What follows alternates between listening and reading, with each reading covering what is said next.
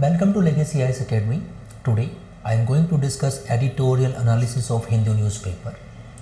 And first of all, we will try to understand context of this article. In this context of this article, first one side we have GDP, gross domestic product. Other side we have human well-being. Sometime what happen, GDP is continuously increasing, but same thing is not reflecting among the people's life, like status of health, education, skills, employment, availability of the water, other parameter. So here we have to understand, is GDP is a best parameter to evaluate or to analyze the well-being of the people, or whenever GDP is continuously increasing, same way the well-being of the people is also increasing. Other thing we have also seen that, like whenever sometime what happen, GDP is continuously increasing, but same way employment is not increasing in a country. So here why this article is important for us, like we have GS paper 3. In GS paper 3 we have a topic, Indian economy and issues related to planning, mobilization of resources, growth, development and employment. Now first of all we have to understand what is GDP. GDP, it means gross domestic product.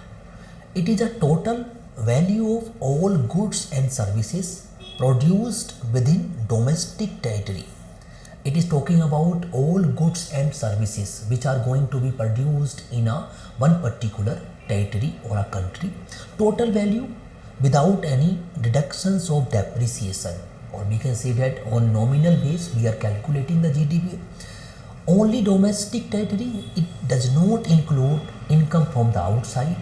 And third thing is production of final goods and services only, not intermediate goods. So here we have understood about the GDP. GDP is basically how much a country is producing. Production is one side and distribution is other side. We have to understand. Maybe country is producing more, but all the product is not available to all the people who are living in a country. For example, for rough example, I can say that around 49 or 50% people in India are dependent on agriculture. 50% people in India dependent on agriculture. When we see the contribution of agriculture in GDP is around 14%, somehow 14%.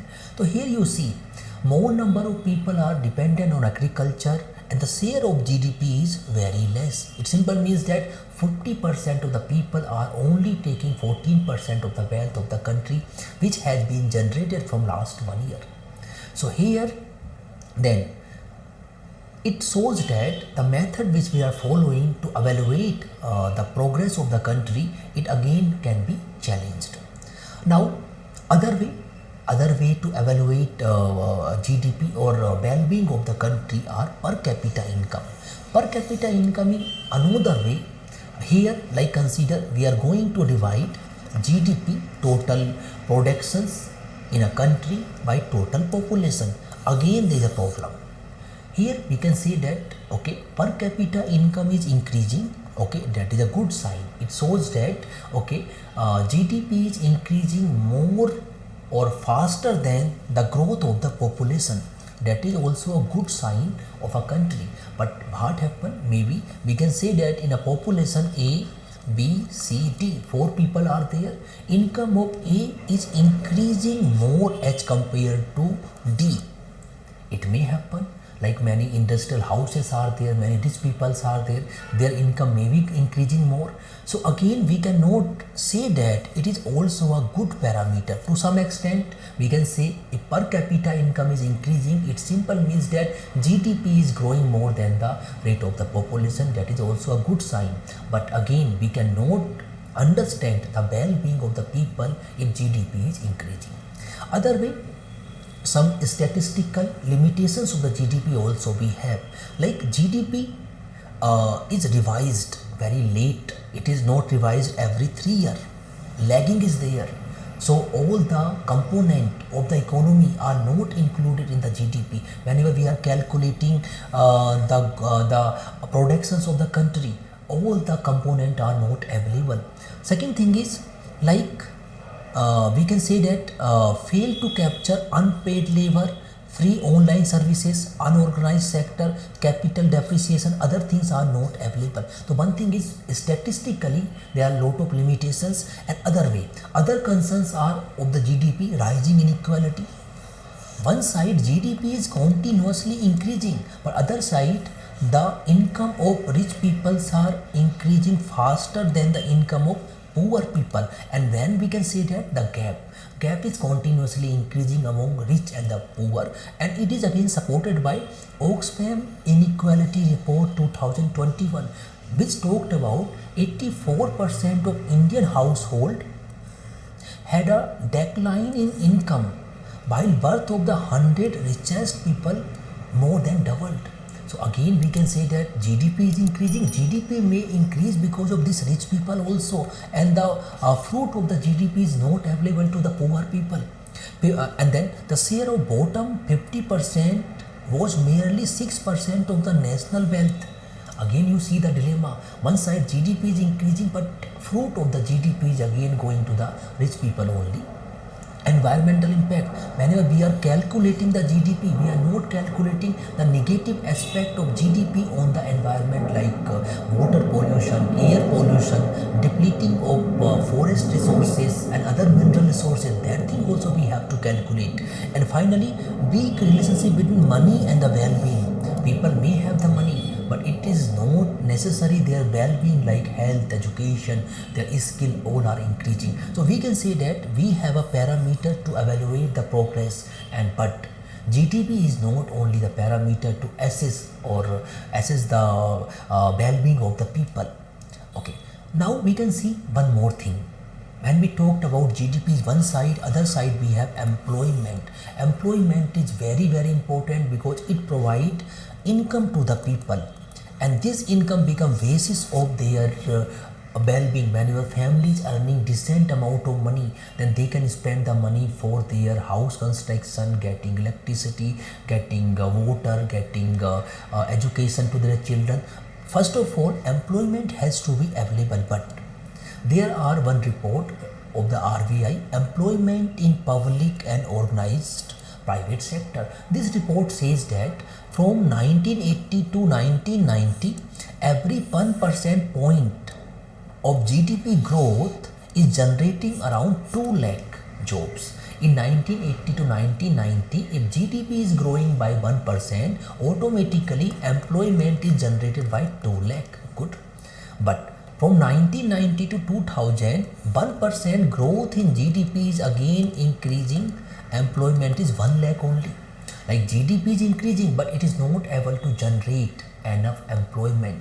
Again from 2020 to 2010, 1% change in GDP again able to generate hardly 50,000 jobs. And now we can say that 1% growth in GDP is able to generate less than 1/4 number of good quality jobs.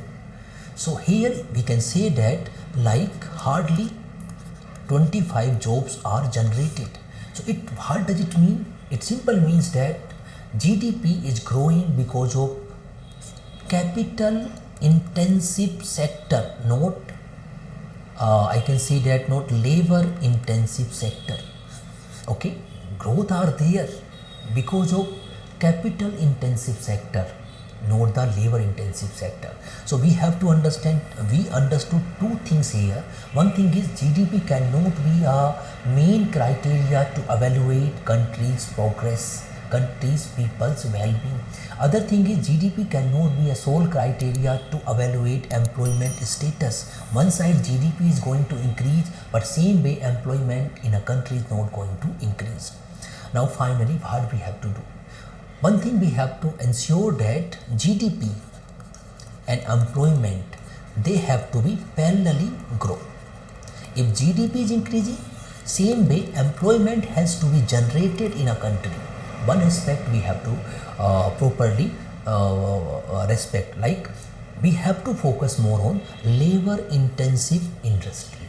Other thing is environmental sustainability. Whenever we are focusing on GDP growth, at the same time we should not compromise our environment, our resources, water, air, soil, minerals, those things we should not compromise. System resilience, we should create other system also to evaluate well-being of the people, like Bhutan is evaluating well-being of the people through gross national happiness.